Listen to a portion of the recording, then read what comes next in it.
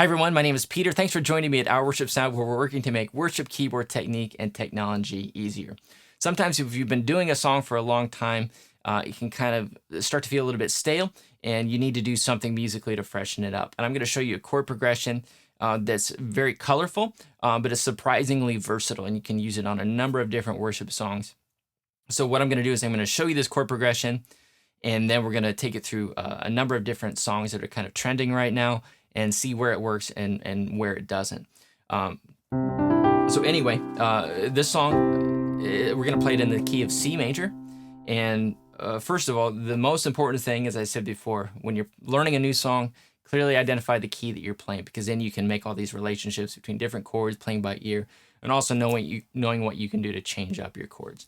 So this chord progression, if we're playing it in the key of C, we're going to start on the 1 chord. The second chord is going to be the 1 chord again, but we're going to change it to a major 7 or major 9. So here I've taken this C chord, I've added the major 7 down below, and also the 9th. So we end up with this. That's the second chord. The third chord is going to be the 4 chord. We're going to change it to the major 7. Again, we could play it as a major 9 as well. And you'll notice here I'm leaving the F out of the right hand because it's covered in the bass. So we'll just leave it there. And then for the 4th chord, we're just going to change this note, or change this chord by 1 note, and lower the 3rd note of the chord to a flat, make a minor 4, okay, with a major 7 in it, okay? So there's a lot going on there.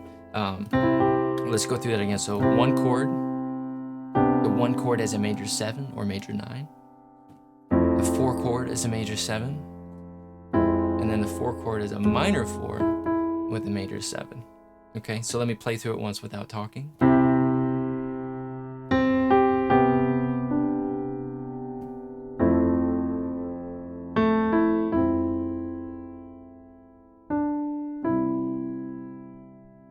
Okay, so again, there's a lot of color, but it's very versatile as well. We're going to go through this list of the top 10 trending worship songs right now, see where it works and see where it doesn't, maybe where it kind of works, but we can make some changes to it. All right, so first of all, what a beautiful name. What a beautiful name it is. What a beautiful name it is. The name of Jesus Christ our King. Okay, so the biggest thing we're going to run into is, do these chord changes work with the melody note? Okay, the 3rd chord, the F major 7, right, it's actually against the F in the melody. The name of Jesus, so it starts on the F, so just be careful of that change. And then the last note, Christ our King, the melody note is here, and we're trying to play this in a chord. So we would need to change that to a different chord. So it almost works, but not really for that one. Let's do number 2, Great Are You, Lord. It's your breath in our lungs, so we pour out our praise, pour out our praise, it's your breath. And that works pretty well. This is Amazing Grace. This is amazing grace. This is unending love, that you would take my place. So definitely a slower and jazzier version of that song, but it kind of works. It doesn't work for 10,000 Reasons, so we're just going to skip that one. Here's a good one.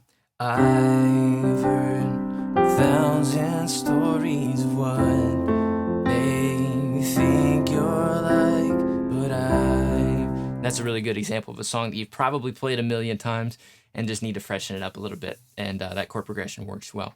We're going to skip the Lion and the Lamb.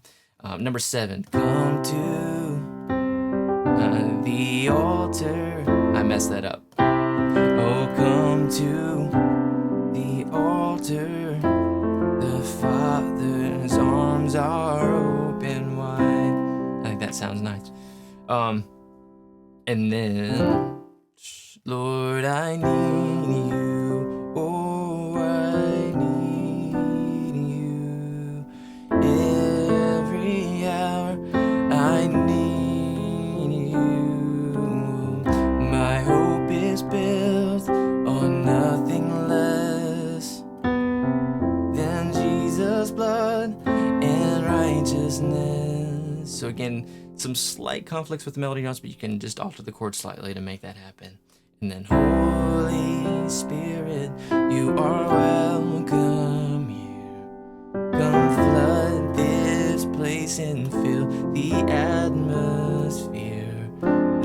last note is a little bit of a conflict, so be careful with that. But otherwise, that chord progression works more often than it doesn't. So yeah, check that out. One thing I do want to say is to make sure that if you're going to do this chord progression, you have to be on the same page with everyone else in your band. This is not one of those things where you can just change the chord progression as a keyboard player, leave the guitar player to play and the bass player to play whatever chord progression is on the page, and it's going to sound good together. It's probably not going to. So make sure that either your whole band is doing it or you're playing what's on the page. So. But again, if you've been doing a song for a while, you just need to freshen it up again. Take a look at this chord progression. It might work really well for you. Now, overall, with some of these chord progressions and different things, it just requires some basic understanding of a few music theory items. So if that's something that you could grow in, I have a guide to help you out. If you go to ourworshipsound.com/music theory, you can sign up and download a music theory guide for free. And it gives you just not a whole bunch of like really out there big picture stuff, but it gives you exactly what you need to help learn to play by ear, how to change your chords, and a lot of other things. So go get that at ourworshipsound.com/music theory. And yeah, thanks for watching. We'll see you soon.